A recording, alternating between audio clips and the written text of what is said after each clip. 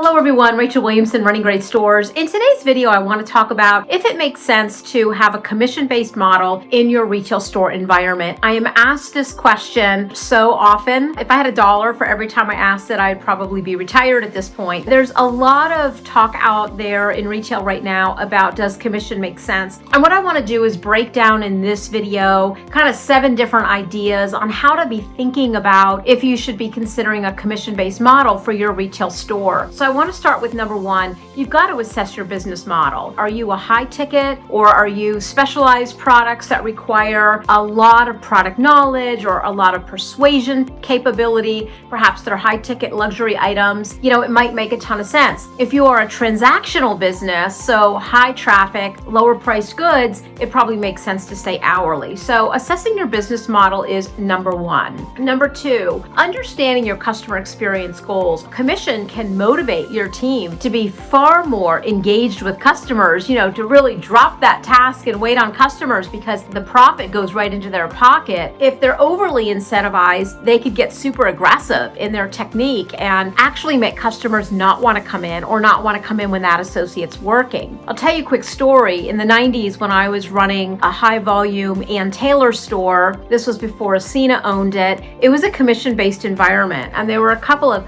wonderful top sellers. They probably sold over $1 million a year, which for a $3 million store is very good. But there were customers who were afraid to walk in when they saw them. They were afraid to walk in if they had a return. And so while those individuals had very high sales and got paid really good commission, you did lose customers because of that. So you've got to really think about that overly aggressive component. The other component is really thinking about team collaboration. Do we want one seller who does really well, or do we want the whole store to win? And the answer to that is you want the whole store to win. If you have one top seller who's blowing away their numbers, but the store is still not making its goal, the idea is still not the right one. So that's number 2 for you to think about, understanding your customer experience goals. Number 3 is really evaluating the financial feasibility. Is sales volume stable enough to justify and be able to pay out commission even during slow periods? You really don't want people who are going to quit during those slow periods if they're not able to make money. And then how does commission compare to what you're spending on hourly wages? Are you going to see a lift in sales, but are you also going to see a lift in how much you're paying out in salaries? And so that's the next piece I want you to think about. Number 4, I want you to think about the employee impact. There definitely is one. Oftentimes when you say commission, you've got 2 camps. You've got the person that says, I'm never working on commission. I can't do it. I have rent to pay. I have to have a guaranteed paycheck. And then you have the other camp that says, ooh, yeah, bring it on. I'm a good seller. I want to be able to make more money than just my hourly rate. So,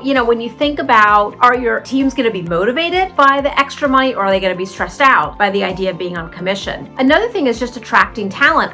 Being on commission could attract very professional sellers, but it might deter those who prefer stable income. And frankly, the really great sellers, if they're not making their money, they're off to the next place because there's always someone who's going to hire a top seller, someone with proven track record. And then there's a risk of turnover, right? If the commission earnings aren't meeting their expectations, what happens? They quit. There's a lot of other retailers they can go to. Number 5, you've got to run a pilot program, and you've got to run it for a minimum of 90 days. Because if you just go off of what you think the right answers are, you could end up with a downward spiral, a lot of turnover, upset customers, etc. So this is something that you have to commit. It's not a quick answer. You've got to commit to at least a 90-day pilot. The next thing I want you to think about, number 6, is consider a hybrid model. What if they had base pay and they made commission? It still gave them a little bit of income stability, but it's got some performance incentives that help them make more money. Or a team-based commission, where when the whole store makes its goal, everybody is going to get a piece of the pie. Or bonuses, where a bonus, different than commission. A bonus says, I pay you what I pay you per hour, and then when the store makes its sales plan, everybody gets a piece of that pie. Again, you need your finance partner to help you with the math on, is this going to make sense? And this is where testing is so important. Number 7, you've got to monitor key metrics. You've got to understand, what are my sales per associate? What are my customer satisfaction scores? Do they love it? Do they hate it? Have customer reviews changed? What does your employee turnover look like? Do you have higher turnover? Do you have lower turnover? And then what are your profit margins? Is your payroll percent of sales higher than it was? Is it lower than it was. Most retailers should be running a 15% payroll percent of sales or less, and yet there's many retailers that are in 20s and 30s. Those are the things that I really just want you to think about before you go down this path of deciding if commission makes sense for your retail store. Hope that's super helpful. If you like this video, click subscribe, share it with someone else in retail, and look forward to talking to you again.